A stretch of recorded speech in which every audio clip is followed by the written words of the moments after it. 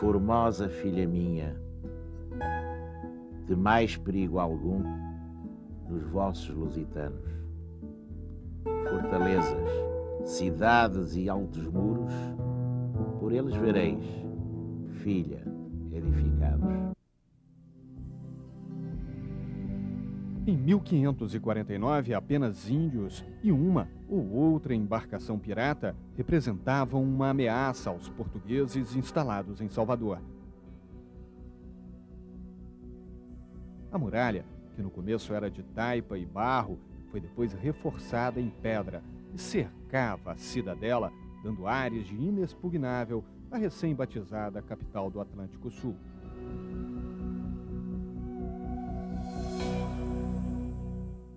Mas a Baía de Todos os Santos, extensa e difícil de ser vigiada, era um perigo sempre presente. Logo, Portugal percebeu a necessidade de reforçar a presença militar ao longo do litoral baiano. A partir de 1587, os ataques de corsários ingleses forçaram o aprimoramento do sistema de defesa da cidade. A construção de novas fortalezas tornou-se uma necessidade. A grande preocupação sempre foi a defesa da entrada norte e defesa da entrada sul, porque se descobriu depois de algum tempo que os ataques marítimos não eram fáceis, porque você teria que vencer a escarpa. Você teria que encontrar sempre aquela escarpa de Salvador.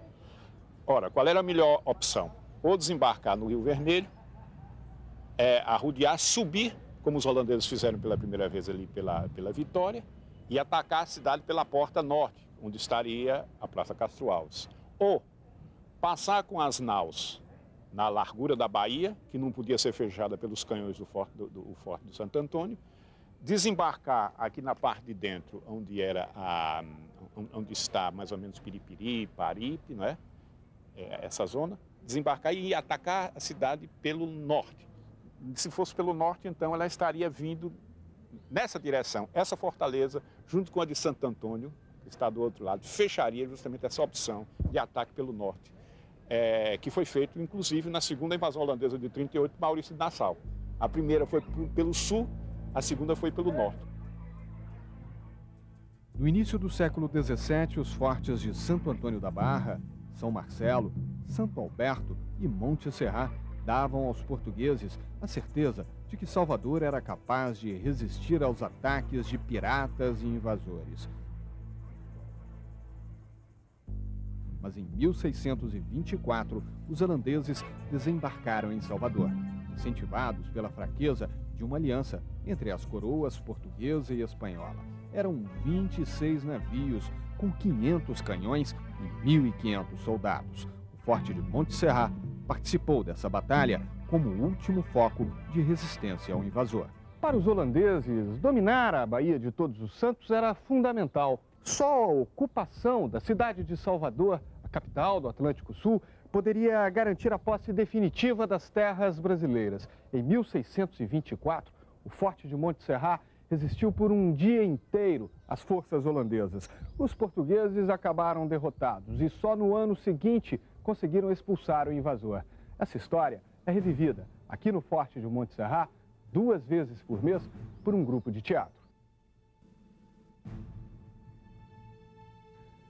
A esquadra holandesa chega a Salvador. A notícia se espalha entre os soldados e a ordem é para que todos se preparem para o combate. Corneteiro, toque de reunir!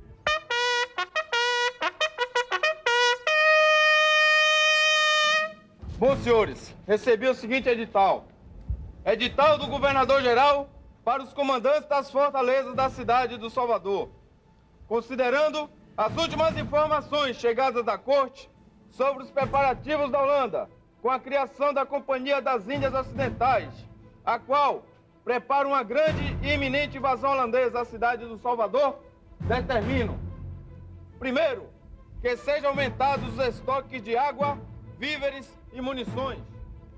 Segundo, que se faça um levantamento dos moradores válidos que possam ajudar na defesa. Terceiro e último, que sejam incrementados os sistemas de alerta e segurança. Assina Diogo de Mendonça Furtado, governador. Bom, senhores, desde já vamos tomar as medidas de segurança. Dispersar, mas fiquem alertas.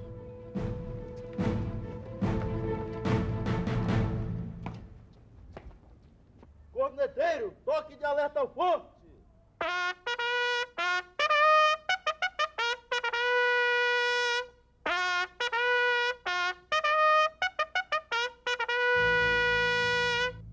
Em 9 de maio de 1624, o general Van Dorff começa o bombardeio a Salvador. Opa, 5.000 braços!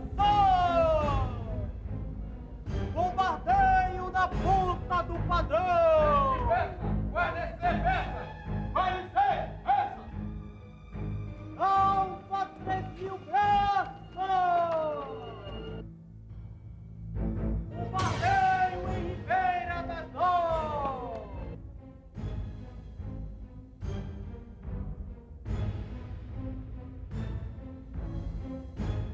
Alfa, 1.500 braços!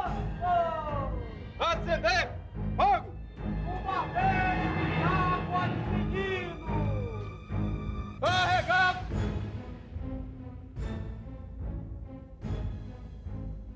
Alfa, 500 braços! Bombardeio em São Joaquim!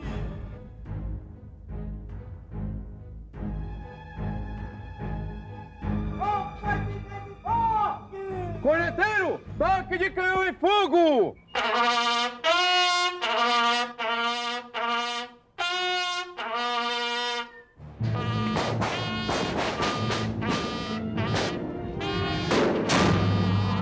Um mensageiro traz a ordem para que os portugueses abandonem o forte.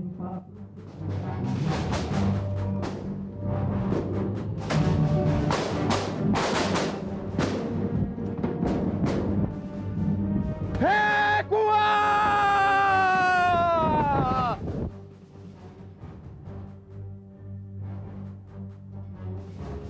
Salvador é dos holandeses.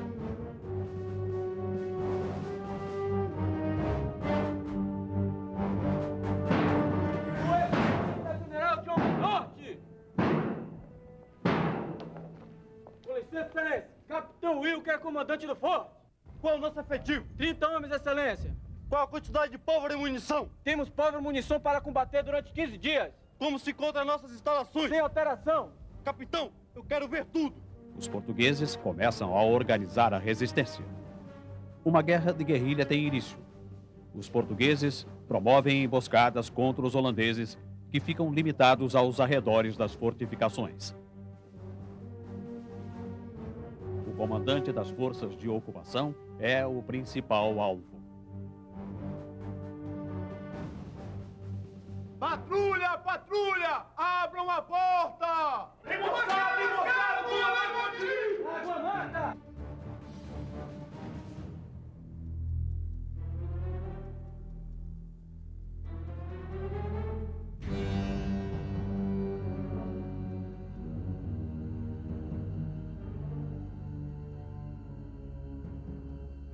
Capitão, perdemos nosso comandante. O general está morto! Começa a retomada de Salvador.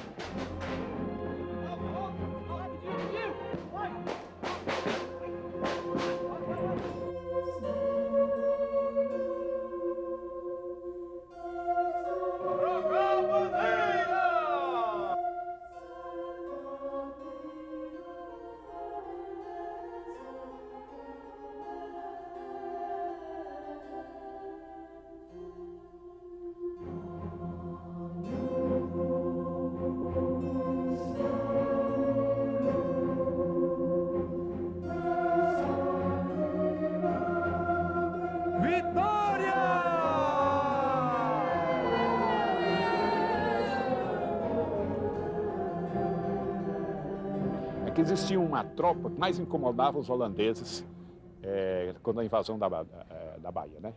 Que era uma tropa comandada por Francisco Padilha, o capitão Francisco Padilha, que era baiano. Esse Francisco Padilha incomodou esses holandeses aqui, os holandeses não podiam botar a cabeça fora da cidade sitiada. Inclusive ele matou o Van Dorff. O Van Dorff que alguns dizem que morreu lá no Forte Montana, ele morreu aqui em Água de Meninos, emboscado. E o Padilha matou pessoalmente. E a tropa de Padilha, a companhia que ele formava, era principalmente de índios. Foram os índios de Garcia Dávila, que eram peões de Garcia Dávila, que vieram aqui incomodar os holandeses. E com esses, os holandeses não sabiam, passaram tempos para aprender como é que se combatia na emboscada, subrepticiamente, né? O Forte de Monte Serra, onde acontece esta encenação, data do século XVI. Construído em alvenaria de pedra e cal, ele é considerado uma das mais belas fortificações militares do período colonial. Além de ter participado da resistência aos holandeses, o forte foi também tomado pelos combatentes da Sabinada em 1837. No interior da fortaleza, os visitantes podem conhecer o Museu da Armaria, criado em 1993 pelo comando da 6ª Região Militar. No museu, é possível fazer uma viagem no tempo através de armas de diversas épocas, das bestas usadas pelos portugueses às armas automáticas da Primeira e Segunda Grande Guerra. O Forte de Santo Antônio da Barra já viajou o mundo como um dos mais famosos cartões postais de Salvador. O velho farol foi construído no primeiro século de ocupação das terras brasileiras. Durante 400 anos, passou por diversas reformas, mas até hoje continua desempenhando a função de iluminar os caminhos dos navegantes pela Baía de Todos os Santos.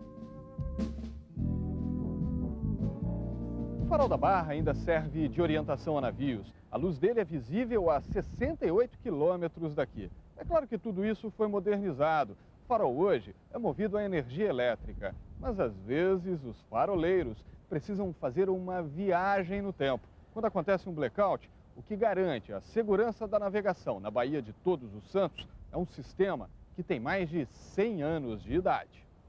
A luz vem de um lampião a gás e a movimentação do farol passa a depender de um mecanismo semelhante a um relógio cuco. Um peso de 4 quilos faz com que as lentes girem 3 vezes por minuto. Esse mecanismo permite que o farol funcione continuamente por 4 horas.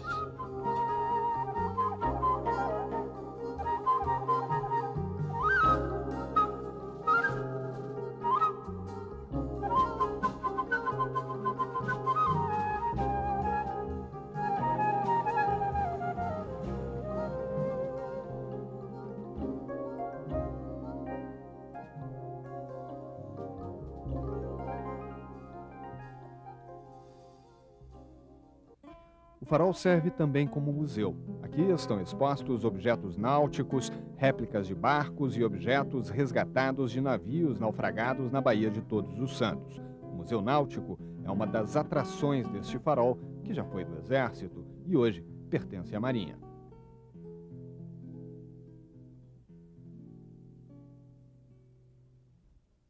Próximo ao porto de Salvador, um pequeno forte passa desapercebido em meio ao vai e vem de carros e ônibus. O Forte de Santo Alberto foi construído no século XVII para proteger o ancoradouro de Água de Meninos. Em 1824, o disparo de um canhão deste forte deu o sinal para a retirada do general Madeira de Melo. Ele comandava as últimas forças portuguesas que ainda resistiam à independência do Brasil. Nos subterrâneos do forte, uma escavação descobriu os vestígios de uma torre construída no século XVI. Como nos castelos medievais, ela servia de ponto de observação e último foco de resistência ao inimigo.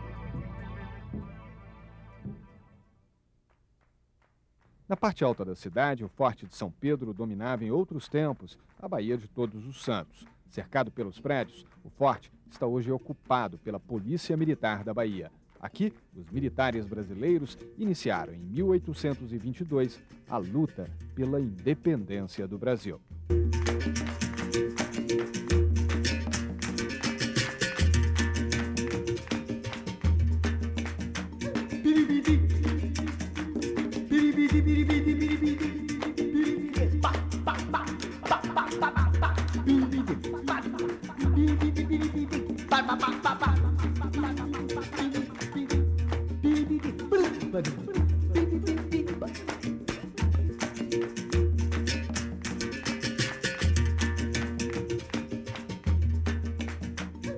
biribidi biribidi biribidi